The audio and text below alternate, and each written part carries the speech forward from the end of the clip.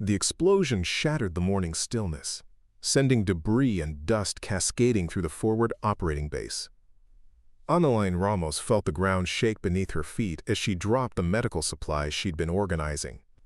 Through the smoke and chaos, she could see the twisted wreckage of what had been a supply convoy just moments before. 6 soldiers lay scattered across the dirt, their anguished cries cutting through the ringing in her ears.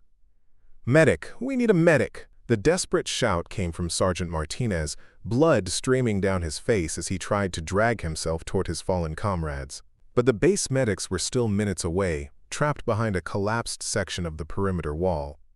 Analain stood frozen for a heartbeat, her mind flashing back to just 3 months earlier when she couldn't even complete a single pull-up during basic training. The same woman who had been labeled unfit for combat duty now stared at 6 wounded soldiers who would die without immediate evacuation to the medical facility 800 meters away. What happened next would transform not only her life but challenge everything the military thought it knew about strength, determination, and what it truly means to be a soldier. Before we jump back in, tell us where you're tuning in from, and if this story touches you, make sure you're subscribed, because tomorrow I've saved something extra special for you. 3 years before that life-changing moment in Afghanistan, Analain Ramos had been living a completely different existence in the quiet suburbs of Columbus, Ohio. At 24, she worked the night shift at Mercy General Hospital as a medical records clerk, a job that perfectly suited someone who preferred the shadows to the spotlight. Her days were spent in a windowless basement office, filing patient charts and updating databases, while the rest of the hospital bustled with activity floors above her. Physically, Analain appeared to be everything the military recruitment posters weren't looking for. At 5 feet 2 inches and barely 110 pounds, she had the kind of slight frame that made people instinctively want to protect her rather than count on her for protection. Her dark hair was always pulled back in a practical ponytail, and she wore oversized scrubs that seemed to swallow her petite figure. Colleagues often forgot she was in the room during staff meetings, and her supervisor, Mrs. Henderson, had a habit of speaking over her as if she weren't there at all. "Analain, could you make sure the Peterson file gets to radiology?" Mrs. Henderson would ask, barely glancing up from her computer. "And try not to get lost on the way this time." The comment stung because it had happened exactly once during her first week on the job 2 years ago, but Mrs. Henderson never let her forget it. Her apartment reflected her quiet lifestyle, a modest 1-bedroom space filled with medical textbooks and journals. Analain had dreams of becoming a combat medic, inspired by stories she'd read about military medical personnel who saved lives under impossible conditions. But every time she looked in the mirror, doubt crept in. How could someone who got winded climbing 2 flights of stairs possibly handle the physical demands of military service? The decision to enlist came suddenly, triggered by a news report about a medic in Iraq who had saved an entire platoon during an ambush. As she watched the grainy footage of soldiers being evacuated under fire, something stirred in Analain's chest, a calling she'd never felt before. That night, she found herself at the local recruitment office's website, her finger hovering over the Contact Us button. Staff Sergeant Michael Torres was everything a military recruiter should be: confident, persuasive, and skilled at seeing potential where others saw obstacles. When Analain walked into his office the next morning, he barely glanced up from his paperwork. "Let me guess," he said without looking at her, "you're here to ask about benefits for your boyfriend or husband who's thinking about enlisting." "Actually, I want to enlist myself," Analain replied quietly, "as a combat medic." Torres finally looked up, his expression shifting from casual dismissal to poorly concealed skepticism. He took in her small frame, her nervous posture, the way she seemed to shrink into herself when he studied her. "Have you considered other branches of service? The Air Force has excellent medical programs, very safe, very—" "I want to help people who are in danger," Analain interrupted, surprising herself with her firmness. "I want to be where the need is greatest." What Torres didn't know, what nobody knew, was that Analain had been preparing for this moment in her own way for months.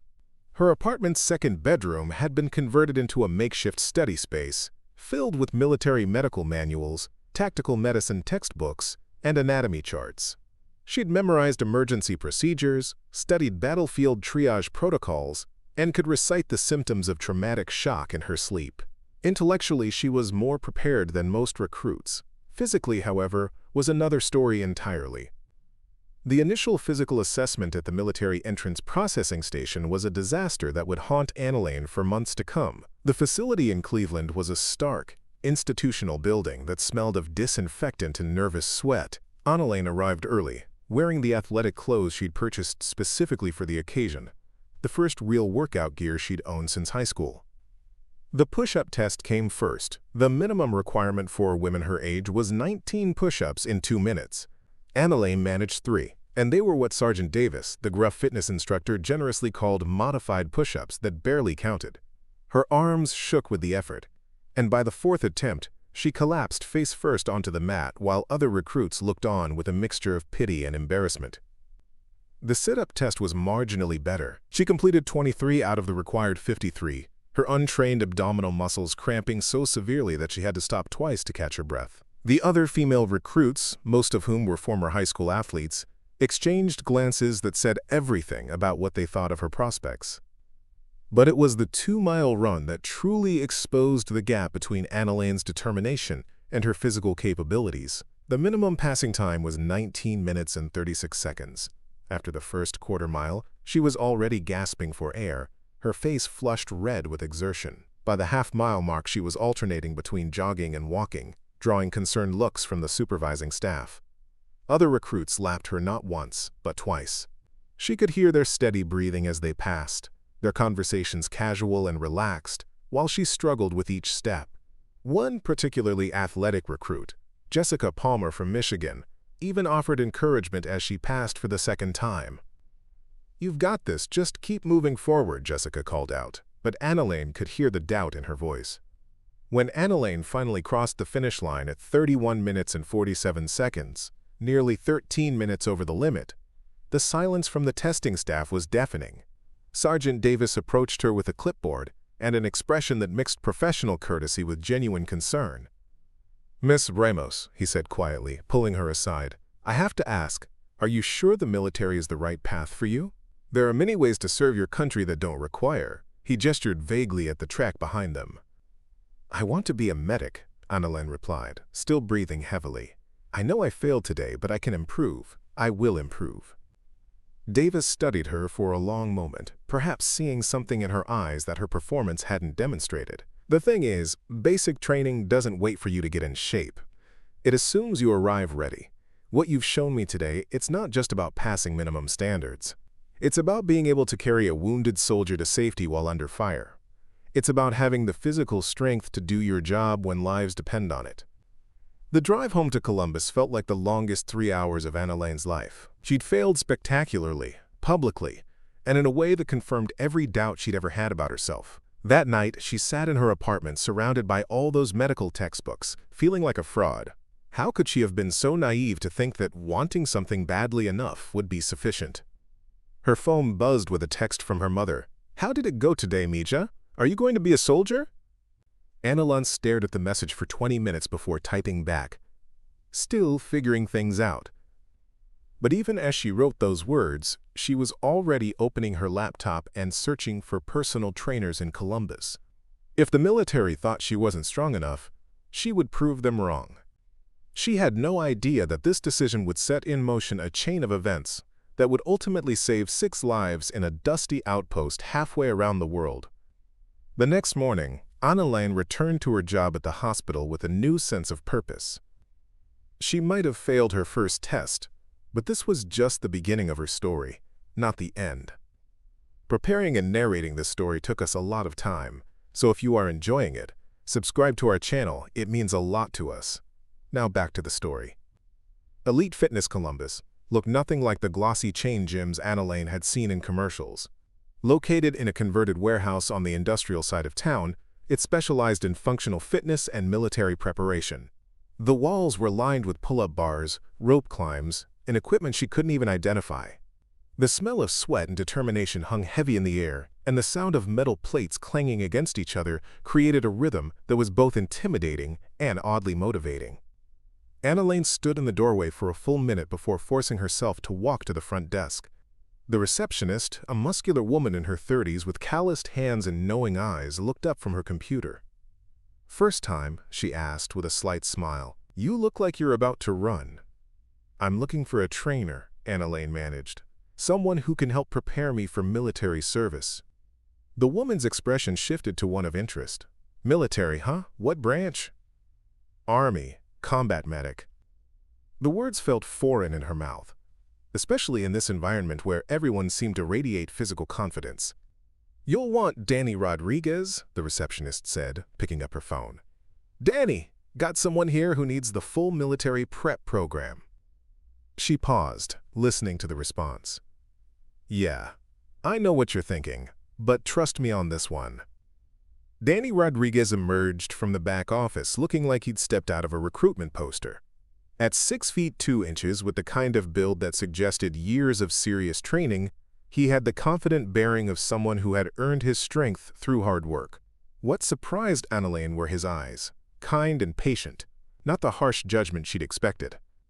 "So," he said, extending a hand that completely engulfed hers. "The Army, right? When are you shipping out to basic?" "That's the problem," Analain admitted. "I haven't actually enlisted yet. I failed the initial fitness assessment pretty badly." Danny nodded thoughtfully. "How badly are we talking?" Analain recounted her disastrous performance at MEPS, watching his face for signs of the same skepticism she'd encountered from Sergeant Davis. Instead, Danny listened intently, occasionally asking for specific details about her times and repetitions. 3 push-ups, he mused when she finished. 23 sit-ups. 31-minute 2-mile run. He was quiet for a moment, then surprised her completely. "You know what I see in those numbers?" "Complete failure?" Analain suggested weakly.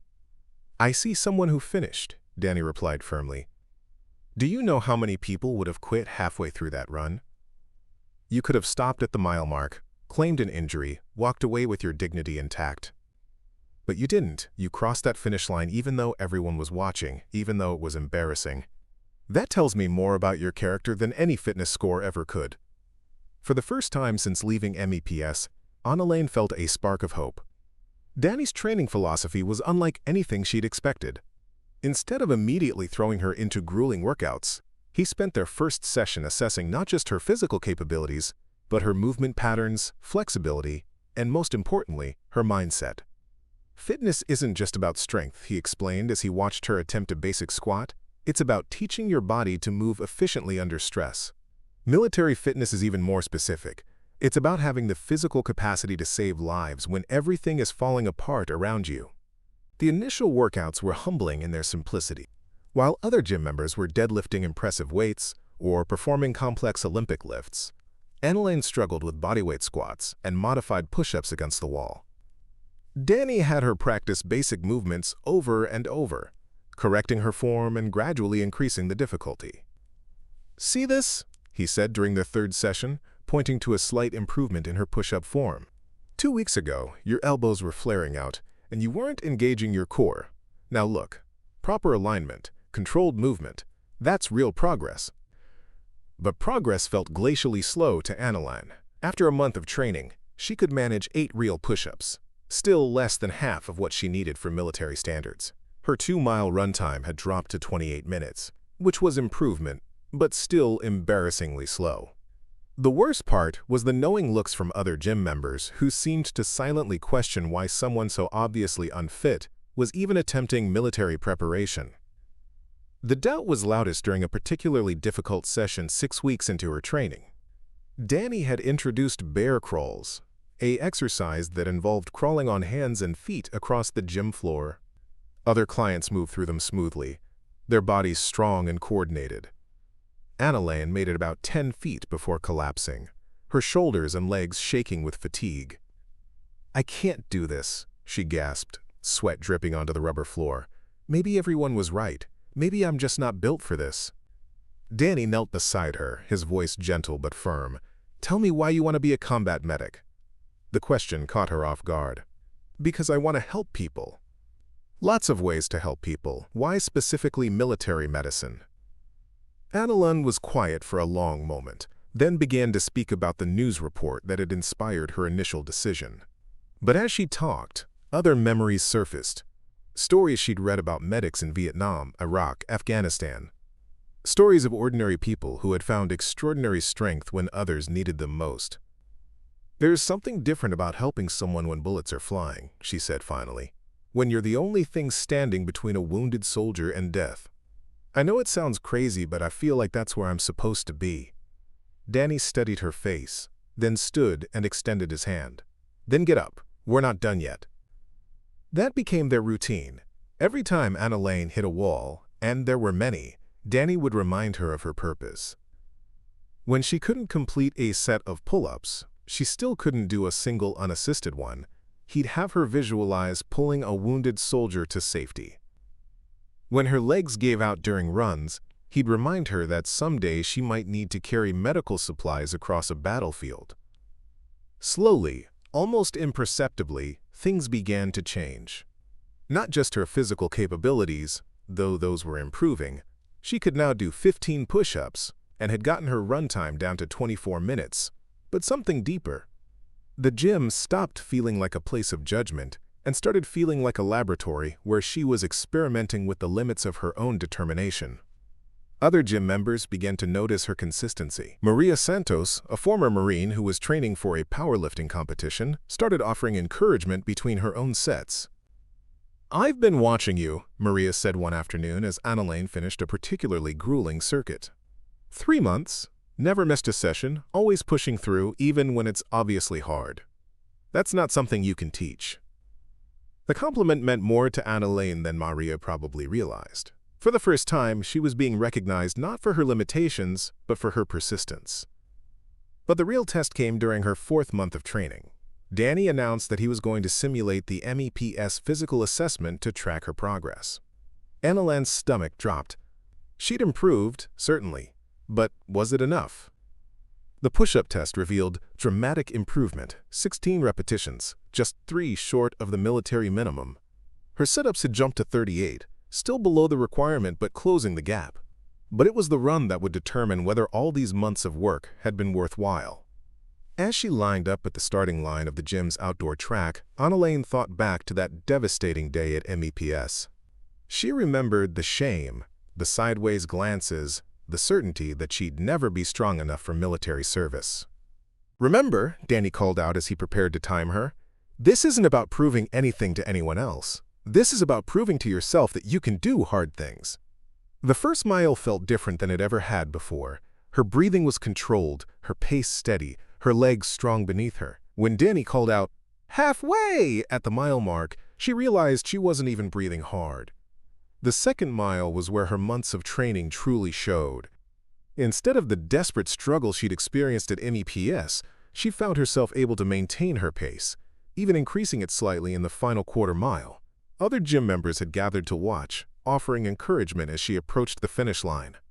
Time, 21 minutes 18 seconds, Danny announced, his voice filled with pride. Analain stopped running and bent over, hands on her knees, not from exhaustion but from the overwhelming realization of what she'd just accomplished.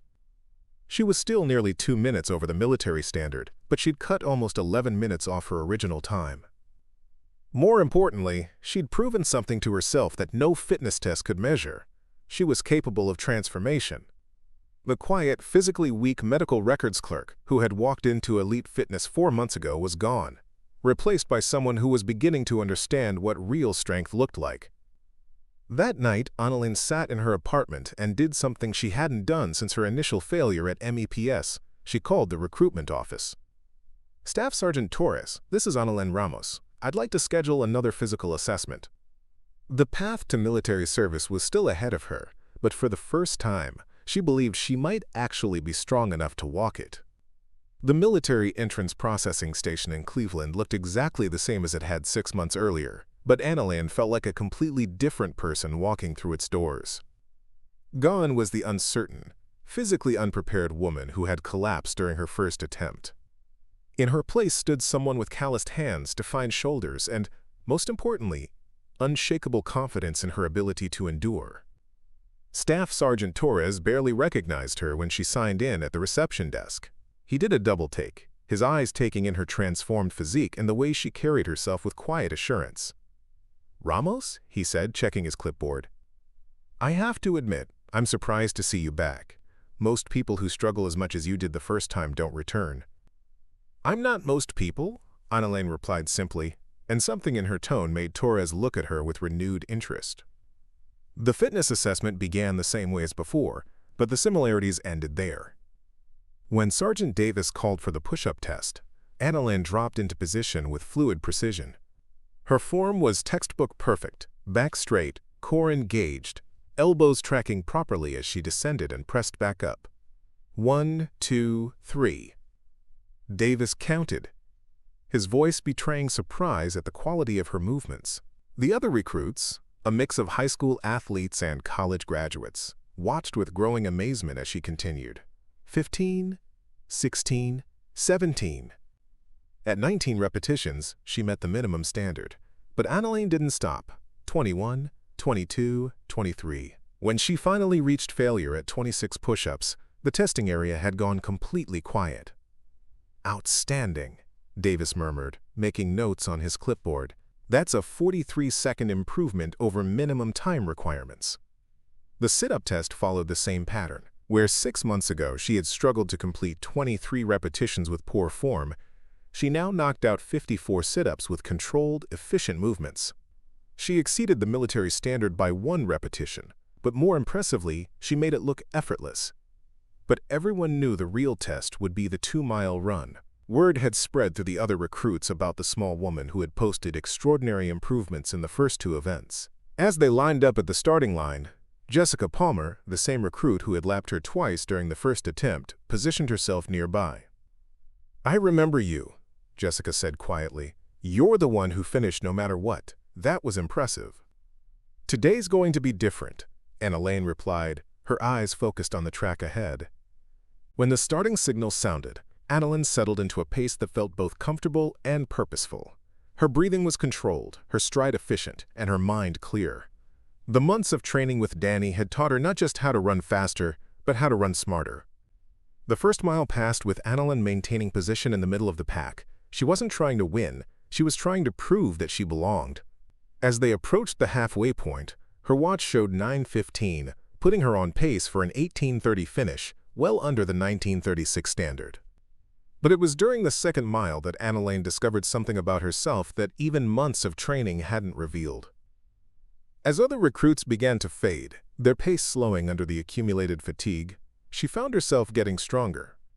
The mental toughness forged through countless difficult training sessions with Danny began to manifest physically. She passed Jessica Palmer at the 1.5-mile mark, her breathing still controlled while Jessica was clearly struggling. She passed 2 more recruits in the final quarter mile, including a former high school track star who had been leading the pack for most of the race. When she crossed the finish line, the time display read 17:52, nearly 2 minutes under the military standard and almost 14 minutes faster than her first attempt. But more than the time, it was the way she finished that impressed everyone watching. While other recruits collapsed or bent over gasping, Analain simply slowed to a walk, her breathing elevated but controlled. 17 minutes, 52 seconds, Davis announced, his voice carrying a note of genuine respect. "That's not just passing, Ramos, that's competitive." The transformation was so dramatic that it attracted attention beyond the normal testing protocols. Captain Jennifer Walsh, the senior officer overseeing that day's assessments, approached Analain during the cool-down period. "Miss Ramos," she began, "I've been reviewing your file. Your improvement between attempts is unusual. Tell me about your training regimen." Analain described her work with Danny at Elite Fitness, her daily routine, and the mental shift that had accompanied her physical transformation. Captain Walsh listened intently, occasionally asking specific questions about her methods and motivation. "What interests me most," the captain said finally, "is not just that you improved, but how much you improved. These kinds of gains typically take years to achieve, not months. It suggests either exceptional natural ability that was simply underdeveloped, or an unusual capacity for adaptation under pressure." She paused, studying Analain with the calculating gaze of someone trying to solve a puzzle. "Have you considered military occupational specialties beyond combat medic?" The question caught Analain off guard. "I've always wanted to be a medic, ma'am. That's what drove me to enlist in the first place." "And that's admirable," Captain Walsh replied, "but talent like yours might be wasted in a single specialty." Have you heard of the Army's Special Operations Combat Medic Program? Analain's heart skipped.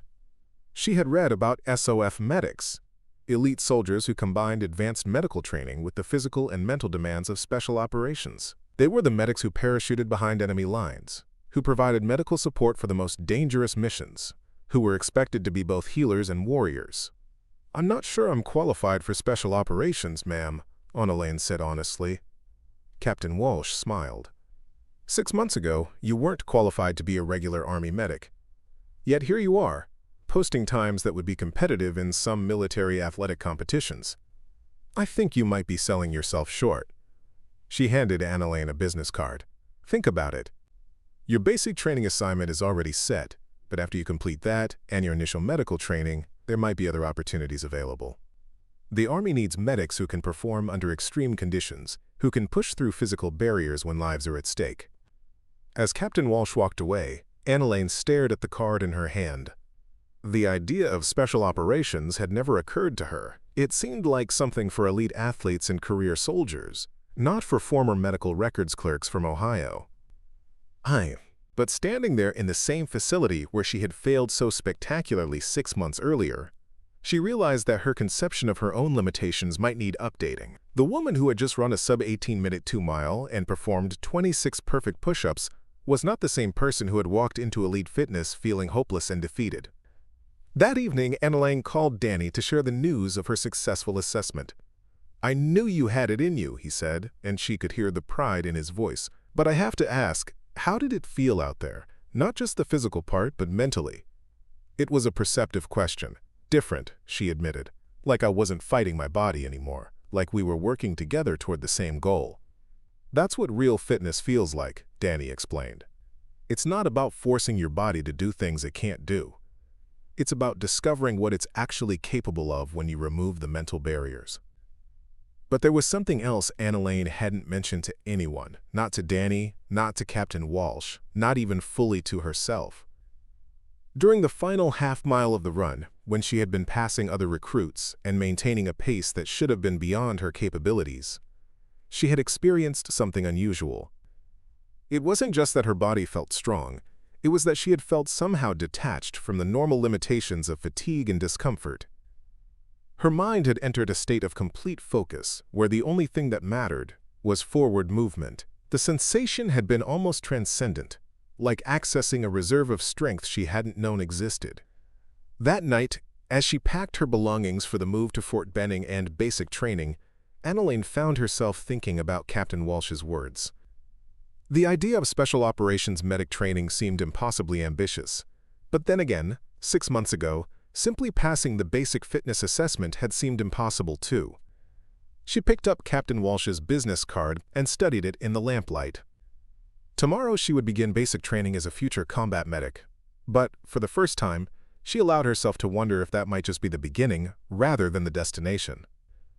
Outside her window, Columbus slept peacefully, unaware that one of its quiet residents was about to embark on a journey that would transform her from a failed recruit into something extraordinary. The physical transformation had been dramatic, but as Analain would soon discover, it was only the foundation for challenges that would test every aspect of her character. In 3 months, she would be in Afghanistan, facing situations that no amount of gym training could fully prepare her for.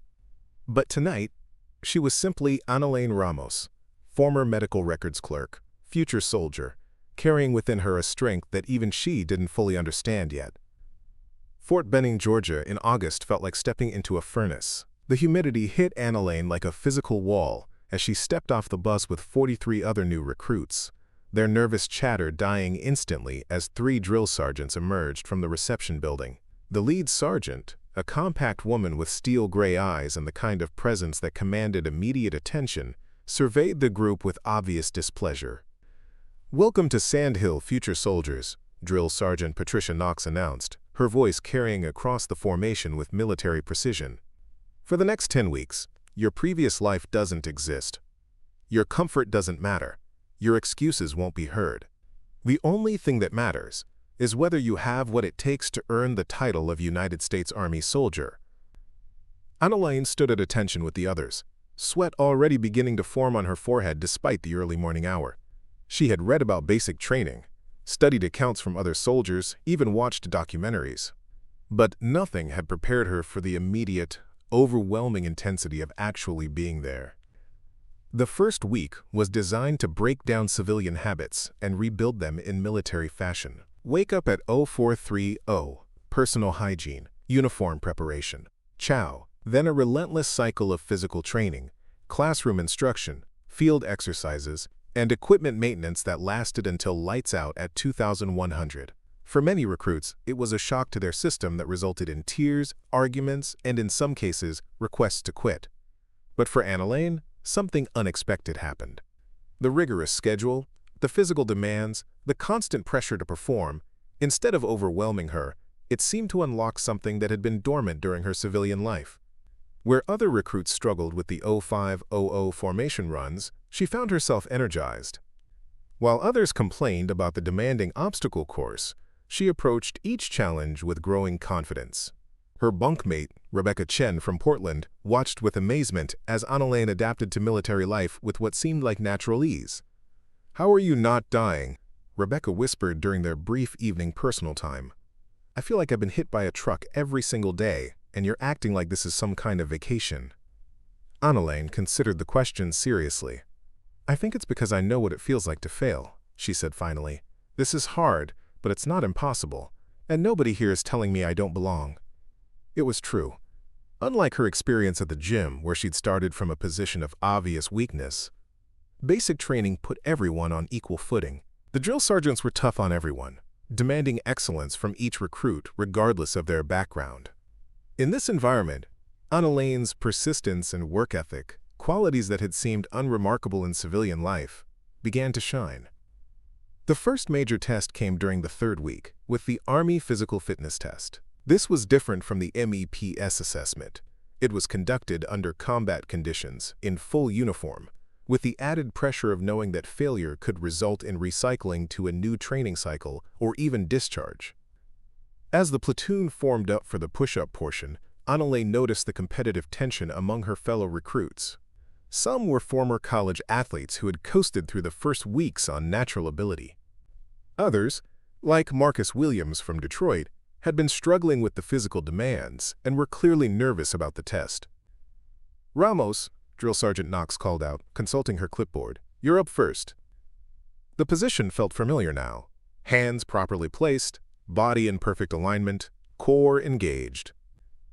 When the timer started, Analain dropped into her first repetition with the controlled precision that had become second nature through months of training with Danny. But something was different this time. As she continued through the set, she became aware that her performance was drawing attention. Other recruits had stopped their own preparations to watch. Even Drill Sergeant Knox, who typically maintained professional indifference during testing, was observing with obvious interest. When time was called, Analain had completed 32 push-ups, a score that would be impressive for male soldiers, let alone women. The formation was unusually quiet as she stood up, not even breathing heavily. "Outstanding," Knox muttered, making a note. "Thompson, you're next." The pattern continued through sit-ups, where Analain posted 67 repetitions and culminated with the 2-mile run. What had once been her greatest weakness had become her signature strength. She finished in 16:48, not only the fastest time in her platoon, but the fastest female time the drill sergeants had seen in recent memory. Word of her performance spread quickly through the training company. By evening chow, recruits from other platoons were pointing her out, whispering about the super soldier who was posting scores that belonged in special operations units. The attention made Analain uncomfortable. She had come to basic training hoping to blend in, to prove she belonged without standing out. Instead, she found herself being called to Drill Sergeant Knox's office the following evening. "Sit down, Ramos," Knox said, her tone unreadable. The office was spartanly furnished. A desk, 2 chairs, and walls covered with military regulations and training schedules. "I've been reviewing your file and I have some questions." Analain sat at attention, unsure what to expect. "Your MEPS scores show significant improvement between attempts," Knox continued. "Your current PT scores are exceptional, but what interests me most is your medical knowledge. Your instructors tell me you're correcting them during first aid training." It was true. During combat lifesaver courses, Analain had found herself automatically providing additional context and advanced techniques that went beyond the basic curriculum. Her years of studying military medicine had given her knowledge that exceeded what was typically expected of new recruits. "I've been studying military medicine for several years, Drill Sergeant," Analain explained. "I wanted to be prepared for medic training." Knox leaned back in her chair, studying her with sharp eyes. "Prepared is one thing, but you're demonstrating knowledge of advanced trauma procedures that aren't taught until AIT. Where exactly did you learn emergency cricothyrotomy?" The question caught Analain off guard. She had mentioned the procedure during a scenario-based training exercise, not realizing it was beyond the scope of basic training curriculum. "Self-study, Drill Sergeant, medical journals, military manuals, online courses." "Show me," Knox said, producing a training mannequin from behind her desk. "Walk me through the procedure." For the next 20 minutes, Analain demonstrated not just the cricothyrotomy, but several other advanced medical procedures she had learned during her years of preparation. Knox watched intently, occasionally asking technical questions that revealed her own substantial medical knowledge. "I was a combat medic for 12 years before becoming a drill sergeant," Knox explained when the demonstration was complete. "I've seen a lot of soldiers who thought they wanted to be medics. Most of them changed their minds after their first real casualty. But you," she paused, choosing her words carefully, "you have the kind of theoretical knowledge that typically takes years to acquire, and the physical capabilities to apply it under pressure." She opened a folder on her desk and pulled out several documents. "I'm recommending you for accelerated medical training after basic. There's also a special operations recruiter coming through next week. I think you should talk to him." The conversation continued for another 30 minutes, with Knox explaining opportunities Analain hadn't known existed. Special operations combat medic, ranger medic, even possibilities in units she'd only read about in declassified reports. Each option represented a level of challenge and responsibility that would have seemed impossible just a year ago. As she left Knox's office, Analain's mind was racing. The trajectory of her military career was accelerating beyond anything she had imagined. But with greater opportunities came greater risks, and she found herself wondering if she was truly ready for the level of responsibility being offered to her. The next morning brought a new challenge that would test more than her physical capabilities. During a field training exercise, Private Johnson, a recruit who had been struggling with the demands of training, collapsed during a simulated patrol march. It was meant to be a learning scenario, but Johnson's distress was real. While other recruits stood frozen, unsure how to respond, Analain immediately dropped her pack and moved to assess the situation.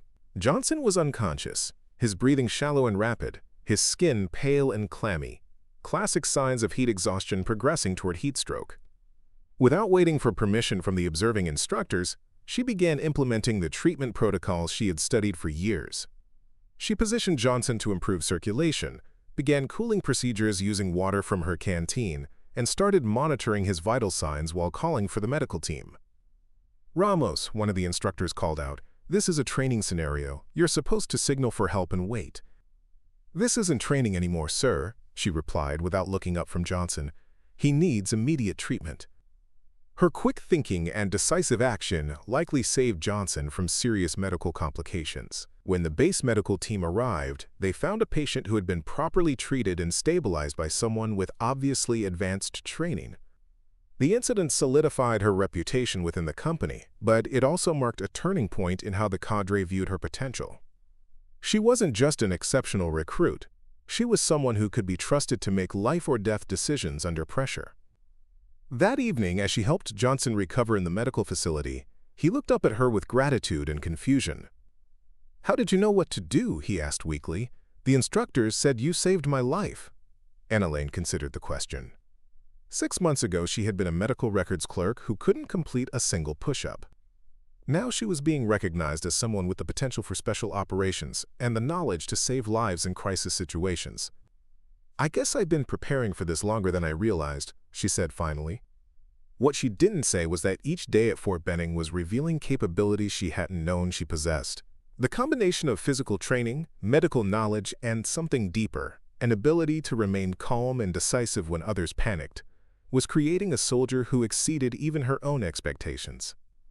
In just 2 weeks, she would graduate basic training and move on to advanced individual training for combat medics. But increasingly, it looked like that might be only the beginning of a military career that would take her places she had never imagined possible. The United States Army Medical Training Center at Fort Sam, Houston, Texas, represented a complete shift from the controlled chaos of basic training. Where Fort Benning had been about breaking down civilian habits and building soldiers, Fort Sam was about creating medical professionals who could function in combat environments. The difference was immediately apparent in everything from the advanced classroom facilities to the sophisticated medical simulation equipment that filled the training laboratories. Analain arrived as part of a class of 68 future combat medics drawn from basic training installations across the country. Unlike the homogeneous group of new recruits she had trained with at Fort Benning, this class included soldiers with diverse backgrounds, former EMTs, pre-med students, even a few who had completed civilian medical training before joining the Army. Her reputation had preceded her. Within hours of arrival, she overheard conversations that made it clear word of her performance at basic training had spread through unofficial channels. "That's her," she heard Specialist David Kim whisper to another student during their first formation. "The one who scored higher on PT tests than most Rangers. They say she knows more about combat medicine than some of the instructors." The attention was both flattering and concerning. Analain had hoped to start fresh at AIT, to be evaluated based on her medical skills rather than her physical capabilities. Instead, she found herself under a microscope from day one. The course curriculum was intensive. 16 weeks of advanced anatomy, pharmacology, trauma treatment, and field medicine. The academic load was substantial, with written examinations that challenged even students with prior medical education. But it was the practical exercises that truly separated capable medics from exceptional ones. Instructor Staff Sergeant Michael Torres, no relation to the recruiter who had first signed her up, was a veteran combat medic with 3 deployments to Afghanistan. His teaching style was demanding and realistic, designed to prepare students for the life-or-death decisions they would face in actual combat. "In the field," he announced during their first trauma simulation, "you won't have perfect lighting, sterile conditions, or unlimited time. You'll have chaos, limited supplies, and wounded soldiers who are depending on you to keep them alive until they can reach higher levels of care." The simulation scenario involved treating multiple casualties from an IED explosion. Students were paired randomly and given limited medical supplies to treat realistic trauma mannequins in a darkened room with speakers playing the sounds of gunfire and shouting soldiers. Analain was paired with Specialist Jennifer Hayes, a former civilian paramedic from Colorado who had initially seemed skeptical of Analain's reputation. As they entered the simulation room, Hayes took the lead, immediately beginning to assess the quote-unquote casualties and assign priorities. But within minutes, it became clear that the scenario was more complex than Hayes had initially realized. Multiple casualties required simultaneous treatment, and the limited supplies meant difficult decisions about resource allocation.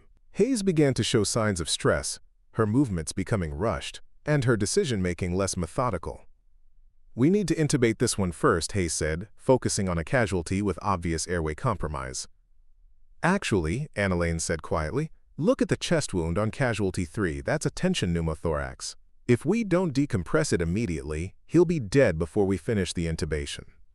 Hayes paused, looking more closely at the 3rd casualty. Analain was right. The signs were subtle but unmistakable to someone who knew what to look for. "You take that one," Hayes said. "I'll handle the airway."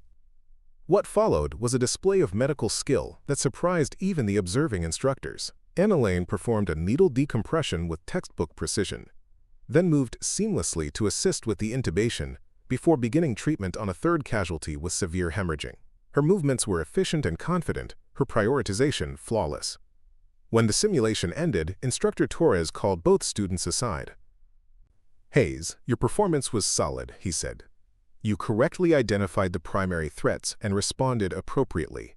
However," he turned to Analain, "Ramos, where did you learn to perform needle decompression with that level of confidence? That's not a procedure we've covered yet in this course." "Self-study, Sergeant Torres," Analain replied, the same answer she had given to Drill Sergeant Knox. "I've been preparing for this training for several years." Torres exchanged a glance with the other instructor present, Master Sergeant Lisa Chang, who had been observing the exercise. "Show me your technique for treating sucking chest wounds," Chang said. For the next 30 minutes, Analain demonstrated advanced trauma procedures that went far beyond the basic combat medic curriculum. Her knowledge was not just theoretical. She showed understanding of the practical challenges and variations that only came from extensive study of actual case reports and medical literature. "I need to make some phone calls," Torres said when the demonstration was complete. "Ramos, report to my office at 1800 hours. We need to discuss your training options." The conversation that evening would prove to be another turning point in Analain's military career. Torres's office was filled with medical text, deployment photos, and commendations that spoke to his extensive experience in combat medicine. "I've been an instructor here for 4 years," Torres began. "I've trained over 1,000 combat medics. Most of them are competent soldiers who can handle basic trauma in field conditions. Some become excellent medics who can work independently and make sound decisions under pressure." He paused, studying her with the same calculating expression she had seen from Captain Walsh and Drill Sergeant Knox. "But maybe once every 2 years I see someone who has the potential to be something more. Someone who could handle the kind of medical challenges that come with special operations missions." He opened a file on his desk and pulled out several documents. "There's a selection process happening in 6 weeks for the Special Operations Combat Medic course. It's a voluntary program, extremely demanding, with a failure rate of about 70%. The soldiers who complete it serve with Rangers, Special Forces, and other elite units." Analain's heart began racing. She had read about SOCM training. It was considered among the most challenging medical programs in the military, combining advanced trauma care with the physical and mental demands of special operations. "I'm not sure I'm qualified for special operations, Sergeant Torres," she said, echoing her earlier conversation with Captain Walsh. "6 months ago you probably weren't," Torres replied, "but I've been watching you for 3 weeks now. Your medical knowledge is already at the level of soldiers who have been practicing combat medicine for years. Your physical capabilities are exceptional. And most importantly, you have something that can't be taught, the ability to remain calm and think clearly when everything is going wrong." He slid an application across the desk. "The selection process starts with a physical and mental evaluation that makes basic training look easy. Then there's advanced medical training that covers everything from battlefield surgery to unconventional trauma scenarios.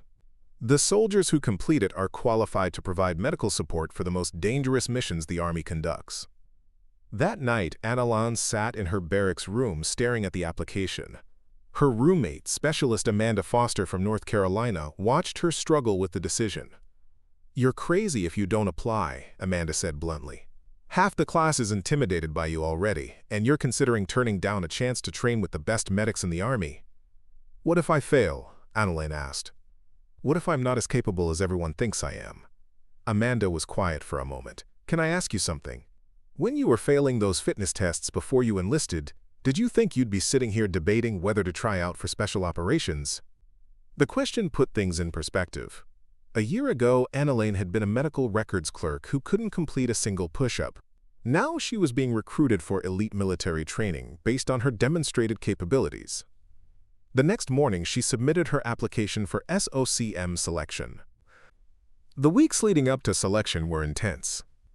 Torres began providing additional training during off-duty hours, preparing her for the medical and tactical challenges she would face. The physical preparation was handled by the base fitness staff, who designed a program specifically to address the demands of special operations training. But it was the psychological preparation that proved most challenging. Special operations medics didn't just treat wounded soldiers. They operated in high-risk environments where they might need to provide medical care while under enemy fire, or make life-or-death medical decisions without supervision or backup.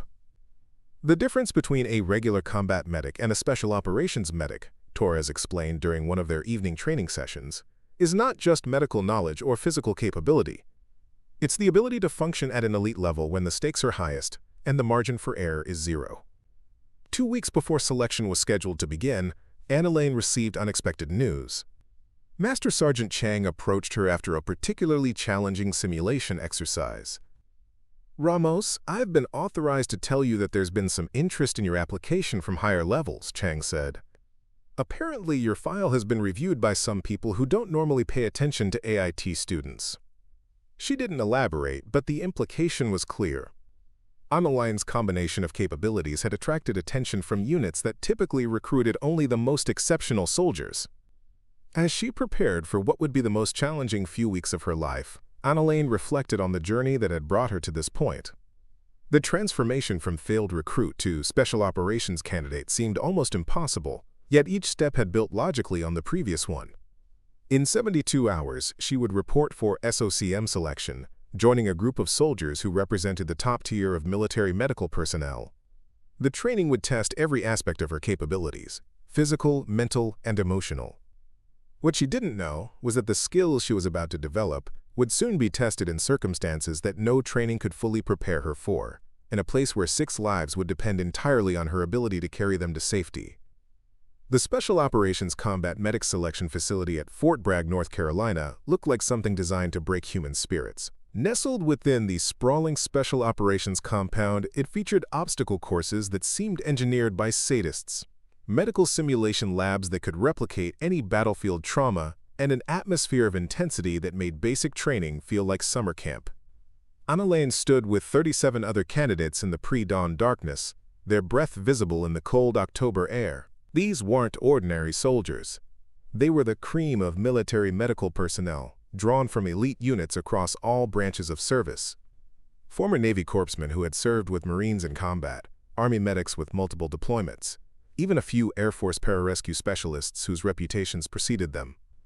Chief Warrant Officer Marcus Stone emerged from the shadows like something out of a military nightmare. At 6 feet 4 inches with the kind of weathered face that spoke of decades in special operations, he commanded immediate respect through presence alone. His voice, when he spoke, carried the authority of someone who had personally saved lives in the world's most dangerous places.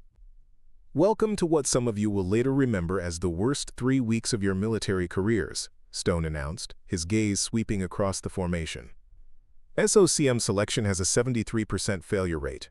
That means roughly 28 of you will not be here for graduation." He paused, letting the statistics sink in. This is not about punishment. This is about identifying soldiers who can function at an elite level when wounded teammates are bleeding out and enemy fire is incoming. If you can't handle the pressure here, you sure as hell can't handle it in Kandahar or Mosul. The first week was designed to establish baseline capabilities and eliminate candidates who weren't physically or mentally prepared for the demands ahead. Each day began at 0400 with physical training that made standard Army PT look recreational. Obstacle courses, road marches with full medical packs, and endurance challenges that pushed even elite soldiers to their limits. Analain found herself struggling for the first time since beginning her military training, not with the individual challenges.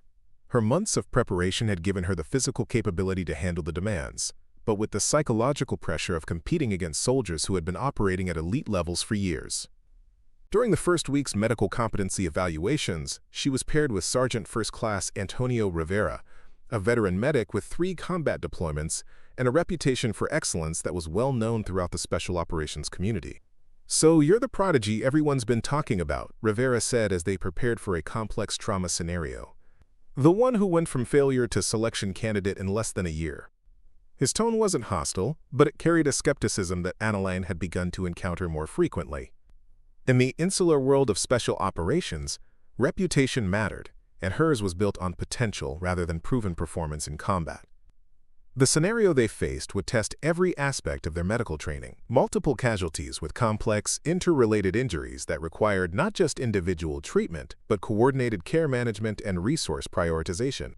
The kind of situation that occurred when special operations teams encountered sophisticated enemy tactics. As they entered the simulation room, Rivera immediately took charge, his movements confident and practiced. "I'll handle triage and coordination," he said. "You assist and follow my lead." But as the scenario unfolded, it became clear that Rivera's combat experience, while extensive, was creating a blind spot. He was applying standard protocols that worked well in conventional combat situations, but weren't optimal for the specific injury patterns they were encountering. Analain watched him struggle with a casualty who was presenting symptoms that didn't fit normal trauma patterns. Rivera was trying to apply standard shock treatment, but the patient wasn't responding as expected. "Sergeant Rivera," she said quietly, "I think we're looking at blast lung syndrome combined with possible air embolism. The standard treatment protocols won't work here." Rivera paused, looking at the mannequin more carefully. Analain was right. The symptoms were subtle but distinctive, indicating a rare but deadly combination of injuries that required immediate and unconventional treatment. "Show me," he said, stepping back. What followed was a demonstration of medical knowledge that impressed even the observing instructors. Analain performed a series of procedures that addressed not just the immediate symptoms, but the underlying pathophysiology that was causing the treatment failure. Her approach was methodical, precise, and most importantly, effective. When the scenario ended, Rivera extended his hand with genuine respect. "I've been doing this for 8 years," he said. "That was some of the best emergency medicine I've ever seen. Where the hell did you learn to recognize blast lung syndrome?" "Case studies from Iraq and Afghanistan," Analain replied. "I spent years reading after-action reports and medical journals. I wanted to understand not just how to treat common injuries, but how to recognize and handle the unusual cases that could kill soldiers if misdiagnosed." Word of her performance spread quickly through the candidate pool. By the end of the first week, she had established herself not as the weak link everyone expected, but as someone who brought capabilities that complemented traditional military medical training. The second week introduced the psychological pressure component that separated SOCM from conventional medical training. Candidates were subjected to sleep deprivation, stress positions, and simulated capture scenarios, while still being required to perform complex medical procedures with perfect precision. It was during a particularly brutal exercise that Analain discovered something about herself that would prove crucial in the weeks to come. The scenario involved treating casualties while blindfolded, relying entirely on tactile examination and auditory cues to diagnose and treat trauma injuries. Most candidates struggled with the sensory deprivation, their performance degrading significantly when deprived of visual input. But Analain found something unexpected happening. Without the distraction of visual information, her other senses seemed to become hyperacute. She could feel subtle variations in pulse quality, detect minute changes in breathing patterns, even sense the presence of internal injuries through careful palpation. Her performance during the blindfolded scenarios was so exceptional that Chief Stone personally observed her final exercise. "Explain to me what you're doing differently," he said afterward, his tone clinical rather than congratulatory. "I'm not sure," Analain admitted. "It's like removing the visual input allows me to focus completely on what I'm feeling and hearing. I can detect things that I might miss when I'm trying to process too much information at once." Stone made notes on his clipboard, his expression unreadable. "Have you ever experienced anything like this before? This level of sensory compensation?" Analain thought back to her civilian life, to moments during her training when she had felt similar states of heightened awareness. "Sometimes during physical training," she said, "when I stop thinking about what I'm doing and just let my body respond naturally." The conversation continued for another 20 minutes, with Stone asking increasingly specific questions about her training methods, her background, and her experiences during high-stress situations. It was clear he was evaluating something beyond standard medical competencies. The third week brought the final challenge, a comprehensive field exercise that combined all aspects of SOCM training. Candidates were divided into teams and given a complex mission that required them to infiltrate a simulated enemy compound, extract wounded personnel, and provide continuous medical care while under simulated enemy fire. Analain found herself assigned as the primary medic for a 5-person team that included Rivera and 3 other highly experienced special operations personnel. The mission parameters were deliberately ambiguous, requiring real-time decision-making and adaptation as situations developed. The exercise began before dawn with a helicopter insertion into hostile territory. From the moment they hit the ground, everything went wrong in ways that tested not just medical skills, but leadership, problem-solving, and the ability to function under extreme pressure. 2 team members were wounded during the initial insertion, presenting Analain with immediate triage decisions. The extraction point was compromised, forcing them to adapt their route while maintaining care for casualties who required continuous medical attention. Enemy contact was frequent and unpredictable, requiring medical procedures to be performed while under simulated fire. It was during the final phase of the exercise that Analain's unique capabilities truly manifested. With 2 critically wounded team members, limited medical supplies, and enemy forces closing in, She found herself in exactly the kind of impossible situation that SOCM training was designed to prepare soldiers for. Working by feel in near-total darkness, she performed emergency procedures that kept both casualties stable while directing the team's movement toward the extraction point. Her ability to function without visual input became a crucial advantage, allowing her to provide continuous medical care even when the tactical situation required her to work blind. When the exercise concluded 18 hours after it began, Chief Stone was waiting at the extraction point with an expression that mixed professional assessment with something approaching amazement. "Ramos," he said as she helped load the simulated casualties onto the helicopter, "I need to see you in my office tomorrow morning at 0800. That night, as she lay in her bunk reviewing the events of the past 3 weeks, Analain realized that something fundamental had changed. The woman who had failed her initial fitness assessment less than 2 years ago was gone, replaced by someone who could function at elite levels in situations that challenged even veteran special operations medics. Tomorrow would bring the results of selection, but more importantly, it would determine whether her journey from medical records clerk to special operations medic was complete, or if it was simply preparation for challenges that would truly test everything she had become. Outside, Fort Bragg slept under a canopy of stars, unaware that within its boundaries, a transformation was reaching completion that would soon save 6 lives in a place where miracles were measured in heartbeats, and heroism was defined by the willingness to carry wounded soldiers to safety. Chief Stone's office felt smaller than it had during their previous conversations, perhaps because of the weight of what was about to be decided. Analain sat at attention across from his desk, her uniform crisp despite 3 weeks of the most demanding training she had ever experienced. The walls were covered with photographs from deployments spanning 2 decades, images of Stone, with various special operations teams and locations she recognized from news reports and classified briefings. "Congratulations, Specialist Ramos," Stone said without preamble, sliding a folder across his desk. "You've completed SOCM selection. Your performance was not just passing, it was exceptional." The relief that washed over her was immediately replaced by anticipation as Stone continued. "However, your path forward is going to be different from the standard SOCM program. Based on your demonstrated capabilities, particularly your performance during sensory deprivation scenarios, there's been interest from some very specialized units." He opened another file, this one marked with security classifications that made Analain's pulse quicken. "I'm authorized to offer you assignment to a classified medical unit that supports some of our most sensitive operations. The work is dangerous, the deployments are frequent, and the security clearance requirements are extensive." Analain studied the documents he handed her, trying to process the implications. The unit designation was one she had never seen before, and the mission description was heavily redacted. What she could read suggested a level of responsibility and operational tempo that far exceeded anything she had imagined.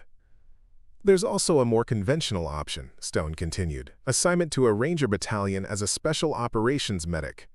Excellent unit, outstanding reputation, slightly lower risk profile." The choice was clear to her almost immediately. "I'd like the specialized assignment, sir. I didn't come this far to play it safe." Stone nodded as if he had expected that response. "Your deployment is in 6 weeks. Afghanistan, duration classified. Mission parameters will be briefed in-country. You'll have 2 weeks of specialized training here, then 2 weeks of pre-deployment leave before you ship out." As she left his office with her new orders, Analain felt a mixture of pride and apprehension. The journey from failed fitness test to classified special operations assignment seemed almost impossible. Yet each step had followed logically from the previous one. The specialized training that followed was unlike anything in her previous military experience. Instead of large classes and standardized curricula, she found herself working with individual instructors who were clearly operating under different rules than normal military training protocols. Master Sergeant Elena Vasquez, her primary medical instructor, was a legend in special operations medical circles. With 4 combat deployments and a reputation for training medics who could handle the most extreme scenarios, she pushed Analain's capabilities in directions she hadn't known existed. "Traditional combat medicine assumes you'll have backup, resupply, and eventual evacuation," Vasquez explained during their first session. "Where you're going, you might be the only medical asset for extended periods. Your patients might include not just American soldiers, but foreign nationals. civilians, even enemy combatants. The ethical and medical decisions you'll face won't be covered in any textbook. The training scenarios reflected this reality. Analain found herself treating simulated casualties with limited supplies while making complex decisions about resource allocation, treatment priorities, and medical ethics under impossible conditions. Each exercise pushed her to develop judgment that went beyond technical medical knowledge. It was during a particularly challenging scenario, involving multiple casualties with conflicting medical needs, that she experienced something that would prove crucial in the weeks ahead. Under extreme time pressure, with inadequate resources and contradictory information, she found herself entering a state of consciousness that was completely different from normal awareness. Her perception of time seemed to slow, allowing her to process information and make decisions with a clarity that surprised even her. She could simultaneously monitor multiple patients, anticipate complications before they became apparent, and coordinate complex medical interventions with an efficiency that seemed almost supernatural. When the exercise ended, Vasquez was unusually quiet. "How long have you been able to do that?" she asked finally. "Do what, Master Sergeant?" "Enter that kind of focused state. I've seen combat medics with 20 years of experience who can't maintain that level of situational awareness under pressure." Analain considered the question. "It started during my civilian training, became more pronounced during selection. I'm not sure I understand what's happening, but it feels like everything slows down and becomes clearer when the situation is most chaotic." Vasquez made notes in a file that Analain was not authorized to see. "We're going to incorporate some additional training elements into your program. Techniques for managing and utilizing altered states of consciousness under stress." The remaining weeks of training introduced her to concepts that seemed to blend military medicine with psychological techniques she had never encountered. Breathing exercises that could induce focused awareness, meditation practices designed for combat environments, and methods for maintaining peak performance under sustained stress. By the time her training concluded, Analain had become something that existed at the intersection of multiple disciplines. A medic whose technical skills were enhanced by psychological techniques that allowed her to function at superhuman levels when circumstances demanded it. Her pre-deployment leave was spent in Columbus, visiting family and friends who struggled to recognize the person she had become. Danny Rodriguez, her original trainer, was amazed by the transformation. "You look like a completely different person," he said as they sat in his gym office. "Not just physically, but there's something in your eyes now, a confidence that wasn't there before." "I feel like a different person," Analain admitted. "Sometimes I can't believe this is the same life I was living 2 years ago." But even as she enjoyed the familiar surroundings of home, part of her mind was already focused on the deployment ahead. The classified briefing she had received painted a picture of Afghanistan that was both more complex and more dangerous than public reports suggested. Her unit would be operating in areas where conventional forces had limited presence, supporting missions that couldn't be acknowledged publicly. The flight to Afghanistan was her first experience with military air transport, a crowded, uncomfortable journey that gave her time to reflect on the path that had brought her to this point. Seated among soldiers from various units, she realized that her transformation from medical records clerk to special operations medic was complete. Tomorrow she would begin the work she had been training for throughout her military career. Forward Operating Base Kessler was located in Kandahar Province, a remote outpost that served as a staging area for special operations missions throughout southern Afghanistan. The base itself was austere. Prefabricated buildings, defensive barriers, and an atmosphere of constant vigilance that reminded everyone they were operating in hostile territory. Her new unit commander, Major Patricia Wells, was a career special operations officer whose briefing style was direct and uncompromising. "Your job here is to keep our people alive," Wells explained during Analain's initial briefing. "Our missions involve small teams operating in areas where conventional medical support isn't available. When our soldiers get hurt, you're their lifeline." The medical facility she would be responsible for was compact but sophisticated, equipped with everything necessary to handle trauma cases that couldn't wait for evacuation to larger hospitals. Her patients would include not just American Special Operations personnel, but Allied forces and civilians, caught in the crossfire of ongoing conflicts. Her first weeks at FOB Kessler were relatively quiet, allowing her to acclimate to the deployment environment and establish working relationships with the personnel she would be supporting. The soldiers she met were professionals who had been carefully selected for their capabilities, but they were also human beings operating under constant stress in an environment where mistakes could be fatal. It was during her 4th week in country that she received the mission briefing that would change everything. A special operations team was being inserted into a remote area to conduct surveillance on a suspected weapons trafficking network. The mission was routine by special operations standards, but it would take place in an area where enemy activity had been increasing. "Your call sign will be Angel 7, Major Wells explained during the pre-mission briefing. You'll be responsible for medical support if anything goes wrong. Standard extraction protocols apply, but given the location, response time could be extended if we encounter complications." As Analain prepared her medical equipment for the mission, she had no way of knowing that in less than 72 hours, an explosion would shatter the morning quiet and leave 6 wounded soldiers scattered across a dusty compound, their lives depending entirely on her ability to carry them to safety. The skills she had developed over 2 years of intensive training, the physical conditioning, the medical expertise, the psychological techniques for maintaining peak performance under stress, were about to be tested in circumstances that would define not just her military career, but her understanding of what it truly meant to serve others. That night, as she lay in her bunk listening to the distant sounds of the Afghan countryside, Analain thought back to the woman who had failed her first fitness test and wondered if she would have believed this future was possible. Tomorrow would bring the mission that would answer that question definitively. The explosion that shattered the morning stillness at 0647 hours was unlike anything Analain had experienced, even in training. The force of the blast knocked her backward, sending medical supplies scattering across the compound as a massive fireball erupted from what had been a routine supply convoy just moments before. Through the smoke and debris, she could see the twisted wreckage of 2 vehicles and the unmistakable shapes of wounded soldiers scattered across the dusty ground. Training took over before conscious thought could interfere. Analain's mind immediately shifted into the heightened state of awareness that Master Sergeant Vasquez had taught her to access during crisis situations. Time seemed to slow as her enhanced perception allowed her to process the chaotic scene with supernatural clarity. 6 soldiers down, multiple blast injuries. The base medical team was trapped behind collapsed sections of the perimeter wall. Their response time would be at least 8 minutes. 8 minutes these men didn't have. The nearest casualty was Sergeant First Class Michael Torres, the same Torres who had recommended her for SOCM training at Fort Sam Houston. The irony wasn't lost on her as she dropped to her knees beside his motionless form.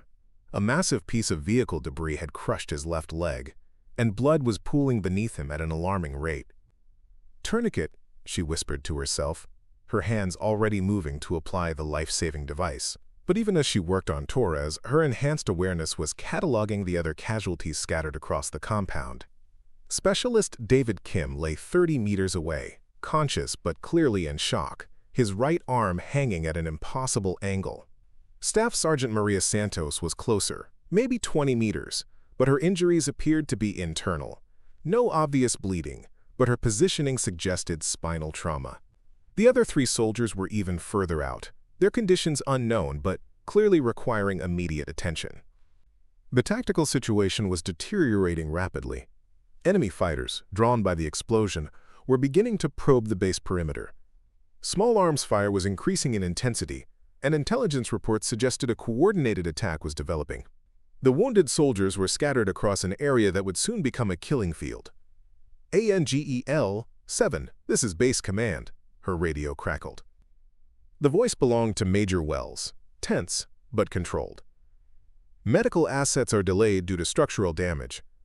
What's your assessment?" Analain keyed her radio while continuing to work on Torres. 6 casualties, multiple trauma. Requires immediate evacuation to medical facility.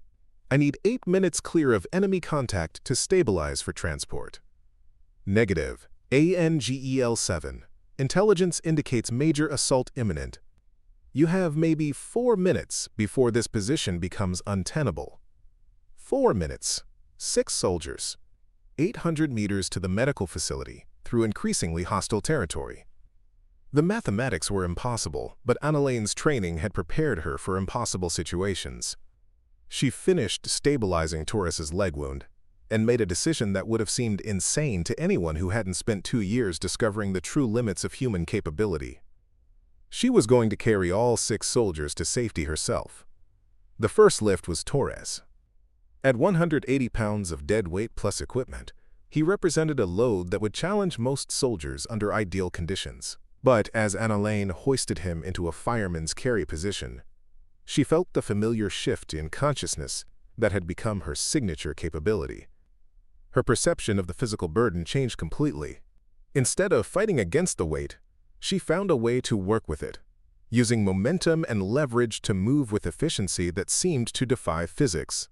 The 800-meter journey to the medical facility passed in a blur of controlled movement, her breathing steady despite the massive load she carried.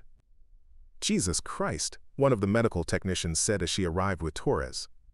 "How did you—" "Prep him for surgery," Analain interrupted, already turning back toward the compound. "I've got 5 more coming." The second trip was Specialist Kim. His broken arm made positioning difficult, but his conscious state allowed him to assist slightly with balance.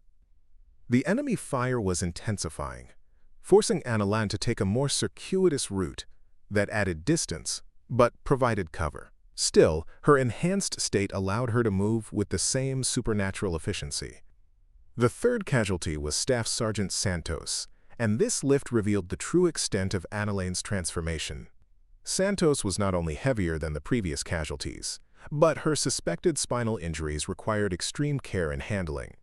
Analain found herself making split-second decisions about safe carrying positions while navigating increasingly dangerous terrain.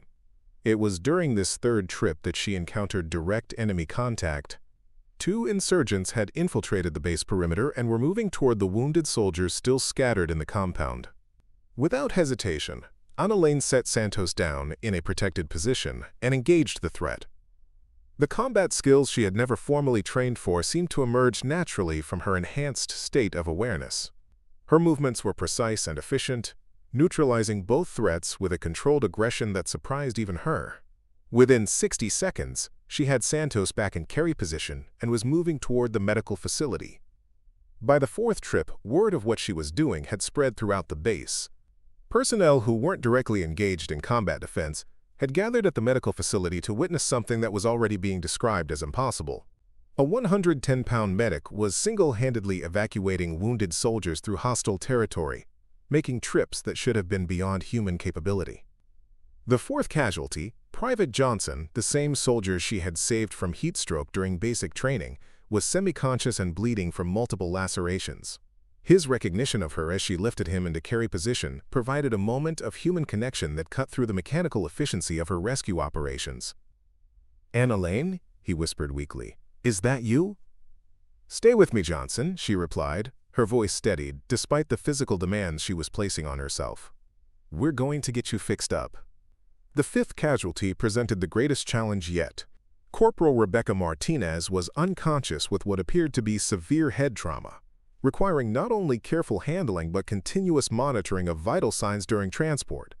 Analain found herself performing medical assessments while maintaining the physical demands of the carry, her enhanced awareness allowing her to multitask at levels that shouldn't have been humanly possible. It was during this trip that the full scope of her transformation became apparent to the base personnel. She wasn't just strong, she was operating at a level that transcended normal human limitations. Her breathing remained controlled, her movements precise, her decision-making flawless despite having already carried 4 wounded soldiers over increasingly difficult terrain. The 6th and final casualty was the most heartbreaking. Specialist Amanda Foster, her former roommate from AIT, had sustained massive trauma from the initial blast. She was barely alive, requiring immediate and continuous medical intervention during transport. As Analain lifted Foster into position for the final carry, she realized that her enhanced state was beginning to fade. The adrenaline and psychological techniques that had sustained her through the previous 5 rescues were reaching their limits. This final 800-meter journey would test not just her physical capabilities, but her willpower in ways that no training could have prepared her for. The route to the medical facility had become increasingly dangerous, with enemy fire forcing her to take cover multiple times while carrying Foster's critical injuries. Each delay meant less chance of survival for her patient, creating a terrible calculus between speed and safety. It was during one of these forced stops, crouched behind defensive barriers while enemy rounds impacted nearby, that Analain made a decision that would define her forever. Instead of waiting for the fire to subside, she stood up and began moving directly toward the medical facility, trusting in her enhanced awareness to navigate the incoming fire. What happened next would be talked about in special operations circles for years to come. Moving with Foster's unconscious form across her shoulders, Analain covered the final 200 meters through active enemy fire without taking a single hit. Her movements seemed to anticipate each incoming round, flowing around danger with an almost supernatural grace. When she finally reached the medical facility and transferred Foster to the waiting medical team, the compound had fallen completely silent. Every person present, medical personnel, base command, combat troops, stood in stunned recognition of what they had just witnessed. 6 soldiers, 6 impossible rescue missions. One woman who had discovered that the limits of human capability were far beyond what anyone had imagined. How? Major Wells asked simply as Analain finally allowed exhaustion to show on her face. "I don't know," she replied honestly. "I just knew they needed to get home." Later, as she sat in the medical facility watching the 6 soldiers she had saved receive treatment, Analain reflected on the journey that had brought her to this moment. From a failed fitness test to one of the most extraordinary rescue operations in military history, each step had built upon the previous one, creating capabilities she was still learning to understand. The woman who had once struggled to complete a single push-up had just carried 6 wounded soldiers to safety through enemy fire, redefining what it meant to serve others and proving that human potential has no fixed limits, only the boundaries we accept for ourselves. Outside Forward Operating Base Kessler returned to its normal rhythm of operations, but everyone present knew they had witnessed something that would never be forgotten. Sometimes, when everything seems impossible, someone discovers that the word impossible is just another limit waiting to be exceeded. Up next, you've got 2 more standout stories right on your screen. If this one hits the mark, you won't want to pass these up. Just click and check them out. And don't forget to like, subscribe, and turn on the notification bell so you don't miss any upload from us.